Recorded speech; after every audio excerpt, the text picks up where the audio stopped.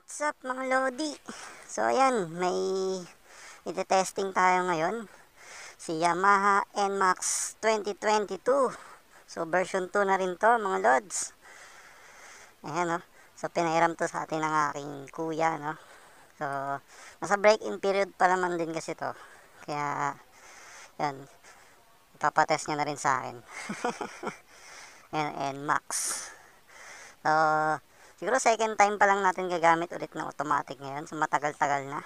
So puro tayo manual kaya siguro maninibago tayo dito ngayon. So testing muna natin no ng isang ikot. So, grabe yung forma niya no. Oo. Matte green. Ang ganda no. Pagdating nito sa gabi nagiging black na to. Ayos mga lods. So keyless na rin to mga lods. So grabe. Ito lang yung kinagandaan dito mga lods na. Dahil 6-footer ako. Tawag dito yung ano ko, yung tuhod ko. So hindi siya tumatama doon. Maano yung clearance ng mga lodi. So, mahaba yung clearance. Ayos, goods na goods. So may mga ano na rin to, Y-Connect.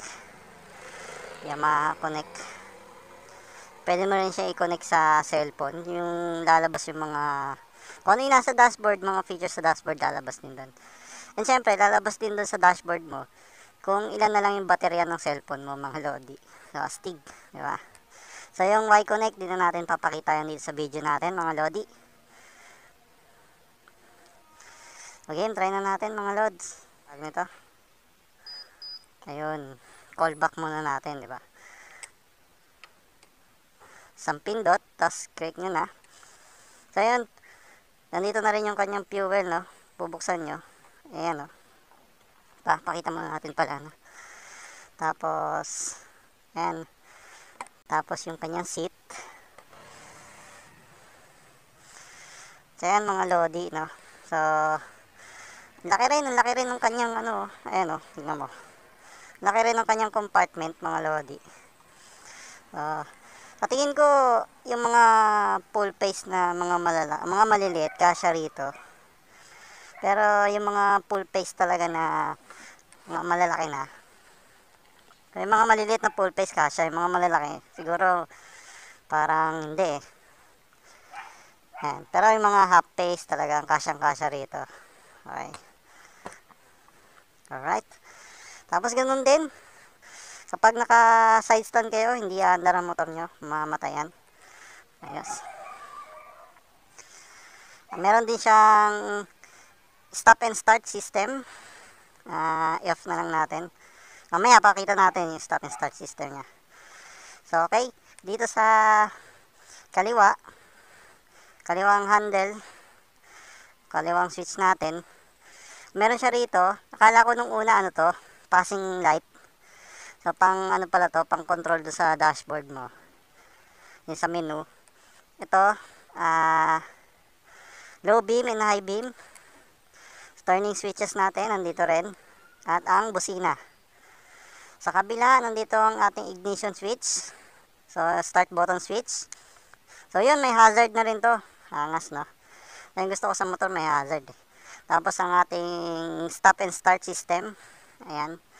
So, sa brakes, itong sa kaliwa, yung sa likod. Itong sa kanan, yung sa harap. Okay. Tapos, yung may-ari, naglagay na rin siya nito. Tapos, ito, mga lodi.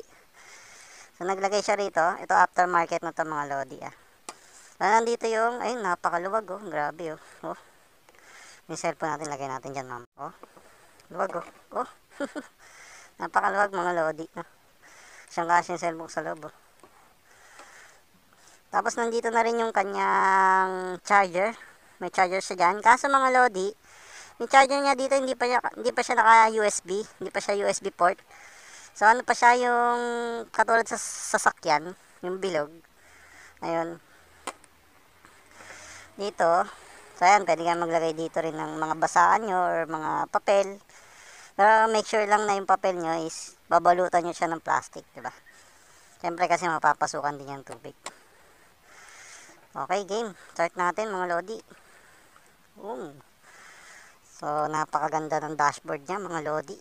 So game ito, akala ko nung una passing light. So ito pala siya pang control dito sa dashboard. Ayan. Trip.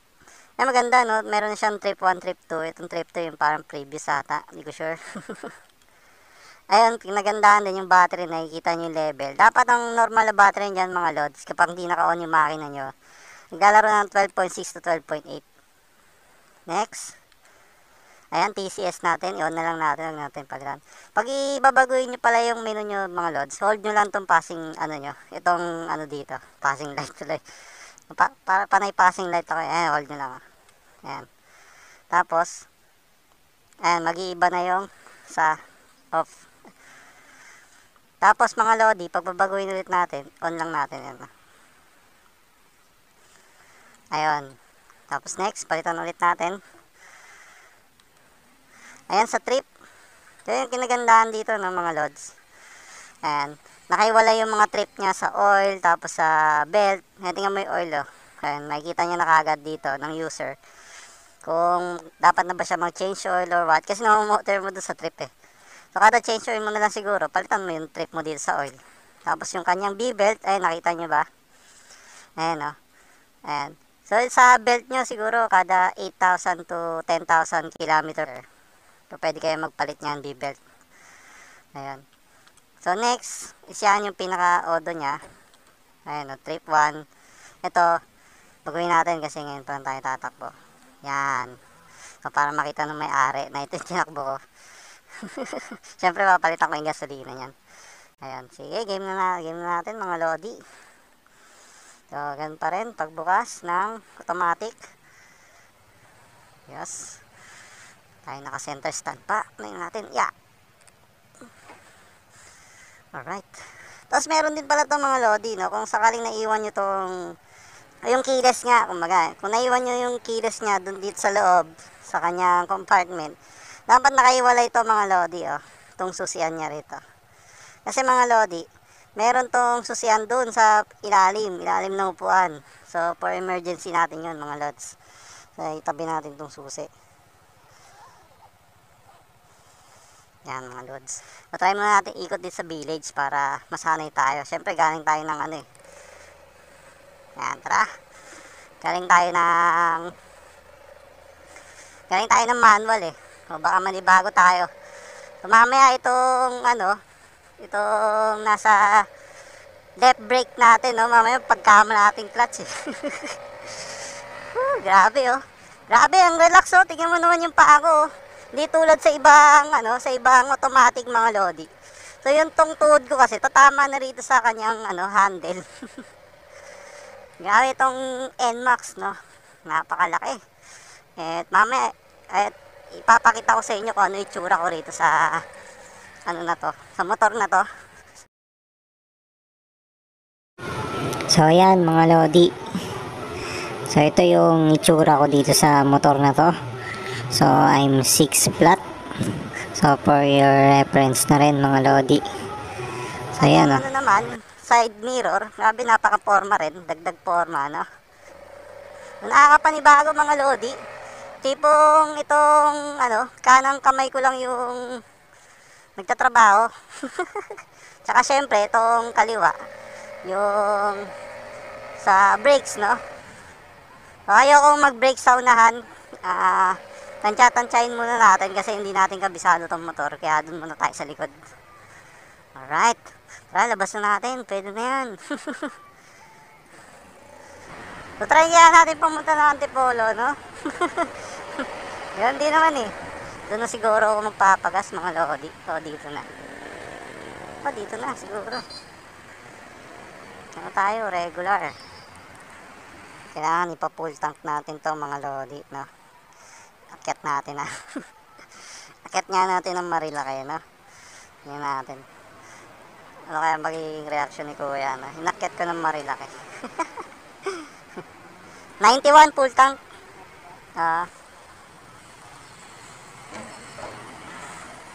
Patry na natin tong yan o natin yan o yung stop and start, mga 3 seconds patay. Ayun nga, namatay nga. Ayos tipid din sa gasolina mga lodi. Pero dapat i-monitor natin baterya natin dito mga lods. Siyempre, hindi nagkakarga ng baterya yan kapag ninaka-on yung makina mo. At ayun na nga ang pagkakamali ko mga lodi, at ako'y naka-short. Sobrang init. Tay-tay nito. Ayay, nako po. Try natin paganahin, no. O, konting tiga ng tiga ng gas. Ayun, o, mandar na. Diba? Mamatayan ulit after mga ayun. Pag 3 seconds mo talagang yan na. Green lights. Ayun na, diba? Alright, mga lodi. O nga pala mga lods, ano na pala to, no? Dual ABS na to mga lodi. ABS variant tong NMAX na gamit natin ngayon. Ayan. Tapos, syempre, may traction control na rin siya mga lodi. Grabe, napakaganda. Alright. So, naka-on yung ating traction control ngayon. Woo, grabe, sarap, nakaka-relax. Pagdating naman sa handling mga lods, bibigyan ko siya ng score na 10 out of 10. Napakaganda ng handling. Napaka-swabe. Tapos, napaka-komportable. Sa upuan, grabe. Napaka-komportable mga lods. Pagdating naman sa throttle, ang ganda ng response ng throttle niya mga lodi. Tapos yung mga lodi, itong stop and start system natin, ino-off ko siya kapag matraffic. Kasi, alam ko masama sa, natin yun. Masama sa starter natin yung bukas hindi, patay sindi, mga ganon. So, kung traffic, kung stoplight, walang problema, no? Pero kung yung traffic na hinto-hinto kayo, kasi every 3 seconds mamamatay, ayun na po siya. So, para sa akin, maganda siyang features. Yun na talaga. So, lang, dapat alam din ng user yung advantage and disadvantage ng ganong features. So, lahat naman ng features may disadvantage, eh. Diba? Tapos, mga lodi, yung traction control, eh. Makikita lang natin sa yun, eh, sa mga big bike, sa mga matataas na CC. Pero ito nagawa ni Yamaha na ilagay sa sa scooter type, sa 155, no? Nagkaroon siya ng ABS, ng traction control. Diba? So, ang swabe mga lodi. Tapos yun na nga mga lods, yung syempre, isa sa features nito na pinaka nagustuhan ko dahil ABS variant siya, yung kanyang ABS syempre, di ba? Dual ABS. Pero, mga lodi, kahit ABS pa yan, walang ABS sa talaga. Sa buhangin mga lods, tsaka sa lubak.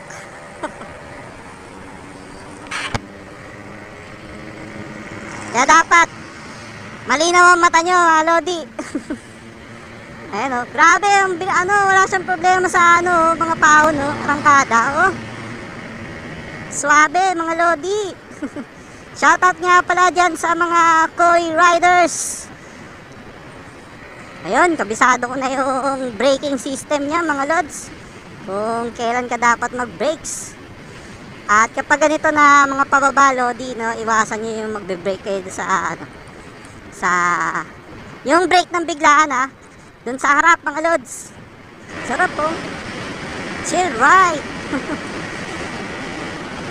Alam ko nandito na banda yung pahon, para matesting natin siya sa ahon. Oo, ito na nga, yun doon sa dulo. Ayos. Yung pagpasok natin ng kaliwa dyan mga lodi, ahon na yan, Meron dyan na ahon na mahaba-haba. Halos 3 yung ahon na madadaanan natin dito. Hindi naman siya ganun katarik, pero mahaba lang siya na pahon. Ayan na. Ayan na. Ako'y nalulula. Di ba? Yan haba Hop. Subukan. Grabe, lakas. Lakas ng niya, swabe, lodi. Sarap. Sarap, nakahatak mga lods.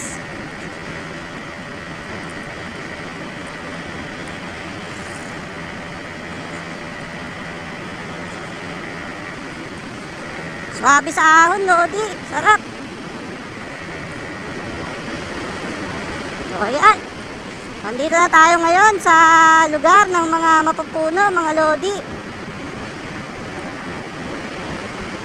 Kailangan takbong pogi lang tayo, makagalit si kuya nito. Pagdating naman sa suspension, mga lodi, nakukulangan ako, nahinaan ako dun sa, sa harap. Tumatalbog-talbog yung harapan ko eh. Ayan o. Pagdating sa likod, okay lang. Napakaganda talaga ng kalsada dito, mga lods. Ang sarap bumalik-balik dito talaga eh. Naman oo, diba? Napaka suabe. K43. Malapit na tayo sa K50.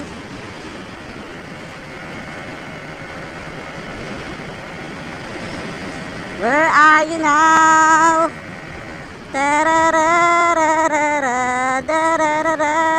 Anong oras na kaya?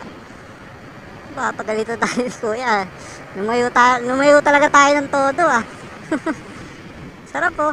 Oh, di ba? Takbong 60 lang tayo mga lods sa curve, mga ganyan. Huwag na tayo maharo-haro-haro-haro. Sarap mga lodi oh. Daming tambay talaga dito sa Manukan. Grabe naman.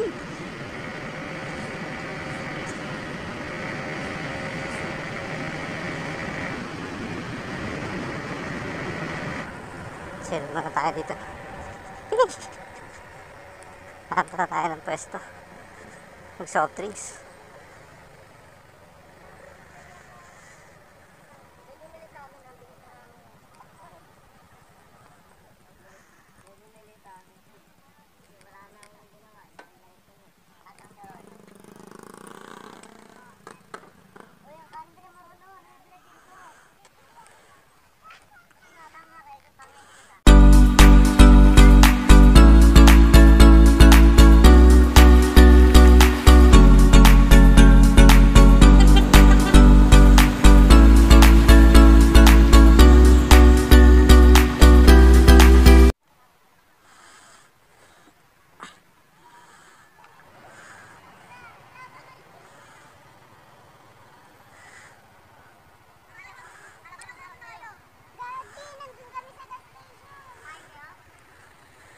Right, tara. Alright mga lodi, so pauwi na tayo. Pauwi na tayo ngayon. So ayan, final comment na tayo kay NMAX version 2 2022. I'm not afraid, I'm not afraid. Di ko kabisado ang ang lyrics nun. Bang iba yung arangkada na ito ah. Oh. Sarap i-handle, no? Kaya pala ang dami na gano dito eh. Bumabanging-banging gamit to eh. Ayan oh. Ayan oh. Oh, di ba? Ayan oh. Ayan oh. Okay. Sarap i-handle eh.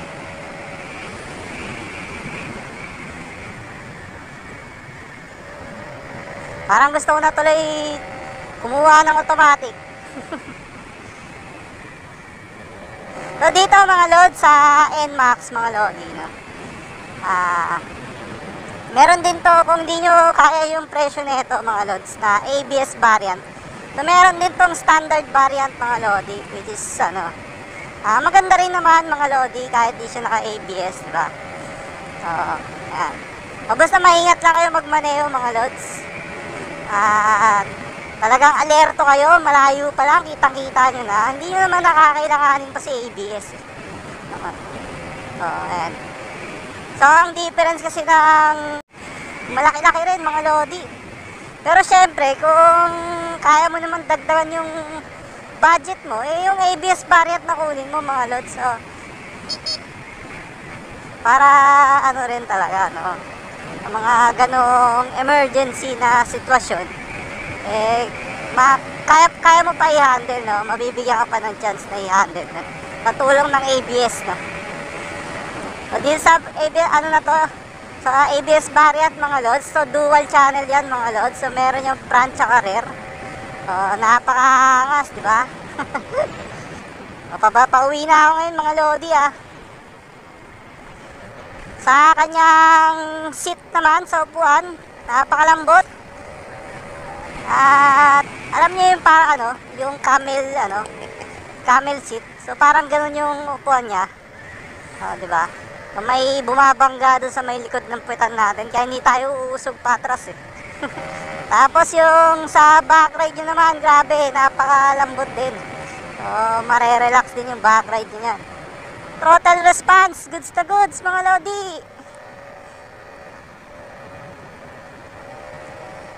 Goods na goods yung throttle response niya. Ganda, ang ganda. Gusto ko to.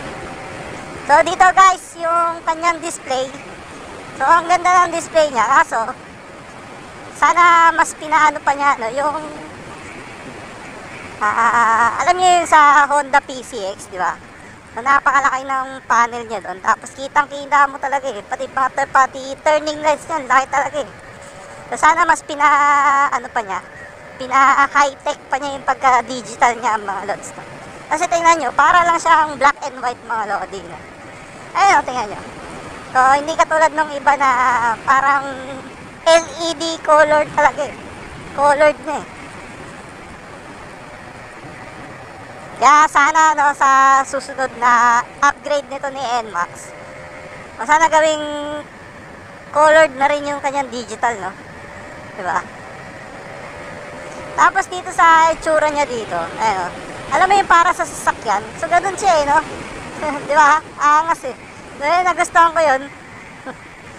Yung ganyan design niya, grabe angas. Sa handling, wala akong masyadong nararamdaman na parang kakaiba rito. So goods naman. Sa braking niya, so kapain nyo na lang mga lodi. Kapain nyo yung kapit niya kung anong distance yung yung tamang pagbe-brake nyo, diba? Ako kasi ayan, gamay na ako mga lods. Okay na, sulit na sulit, ganda. At ayun mga lodi, hanggang dito na lang muna yung ating video sa ngayon. So salamat sa panonood. Manalobat na kasi yung aking action camera dito sa mga oras na to. So ito mga lodi, nagbo-voice over na lang ako. So ayun mga lods, so napakaganda talaga ni NMAX. At thank you na rin sa kuya ko at napagbigyan tayo. Ayun mga lodi. So thank you sa panonood. Thank you. Alright. Peace.